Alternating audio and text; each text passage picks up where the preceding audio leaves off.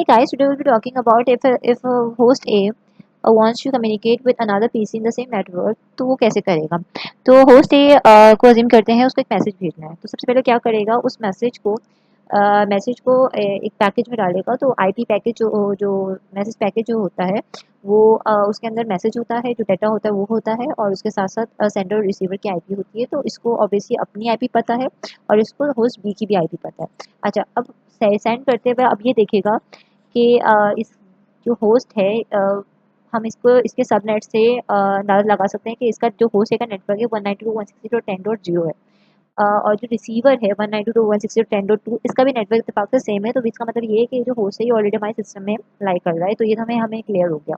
अब सेकंड चीज़ ये है कि अब ये क्या करेगा, अब इसने जो ये पैकेज बनाया है इसको फ्रेम में डालेगा। फ्रेम के लिए हमें पता है कि फ्रेम के लिए हमें सेंडर और रिसीवर दोनों के मैक एड्रेसेस चाहिए होते हैं। तो ए के पास अपना तो मैक एड्रेस है, लेकिन उसके पास बी के मैक एड्रेस के लिए वो अपने जाएगा आर्ट कैशे के अंदर। आर्ट कैशे में देखेगा कि इस आईपी के अगेंस्ट जो 192.168.10.2 है इसके अगेंस्ट क्या मेरे पास कोई मैक एड्रेस है, जो कि अनफॉर्चुनेटली यहाँ पे नहीं मौजूद है। तब उसको ये मैक एड्रेस फाइंड आउट करना पड़ेगा। तो उसके लिए क्या करेगा, अब ये मैसेज को छोड़ देगा। अब इसके एड्रेस मालूम करने के लिए एक रिक्वेस्ट भेजेगा जिसे कहते हैं आर्प रिक्वेस्ट। आर्प रिक्वेस्ट क्या होती है, एड्रेस रिजोल्यूशन प्रोटोकॉल रिक्वेस्ट होती है, जिसमें सबसे पहले वो इसका पैकेज बनाएगा। इस पैकेज के अंदर ये अपना address, MAC address, IP address, receiver का आईपी एड्रेस, और सिंस उसको मैक एड्रेस नहीं पता रिसीवर का तो उसके साथ 000 डाल देगा। और फिर क्या करेगा, जो आर्प रिक्वेस्ट है, ये जो पूरा पैकेज है इसको मैंने आर्प रिक्वेस्ट करके डाल दिया। इस पैकेज के साथ फिर वो उसको फ्रेम बनाएगा। फ्रेम के लिए हमें मैक एड्रेसेस चाहिए होते हैं, तो ये अपना मैक एड्रेस डालेगा और रिसीवर में ये ब्रॉडकास्ट मैक एड्रेस डालेगा। और जब ये पूरा फ्रेम स्विच के पास जाएगा तो स्विच को पता चल जाएगा इस एफएफएफ की वजह से कि इसको ये मैसेज ब्रॉडकास्ट करना है। तो ये होस्ट बी और होस्ट सी दोनों को ये मैसेज फॉरवर्ड करेगा। अच्छा, होस्ट जब इसको ओपन करेगा और ये देखेगा कि यहाँ पे जो आईपी एड्रेस है वो इससे मैच नहीं हो रहा, तो वो इसको उसको इग्नोर कर देगा।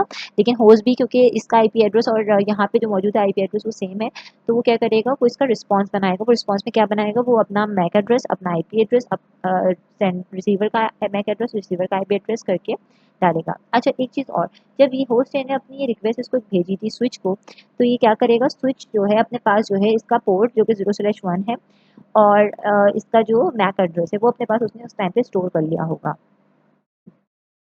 और अब जब बी अपना ये मैसेज जो है, ये जो उसने आर्ट रिस्पॉन्स है, वो जब बी भेजेगा, तो सिंस उसको पता है तो वो ट्रिपल ए यहाँ पे डालेगा, और उसको साथ जब भेजेगा तो यहाँ पे कैम जो है अपने पास इसकी पोर्ट भी अपडेट कर देगा। अब जब ये आर्ट रिस्पॉन्स जो है ए के पास जाएगा तो ए अपने आर्ट कैशे को अपडेट करेगा, और इस मैक एड्रेस को यहाँ पे ऐड करके ये मैसेज फॉरवर्ड कर देगा। That's it, thank you.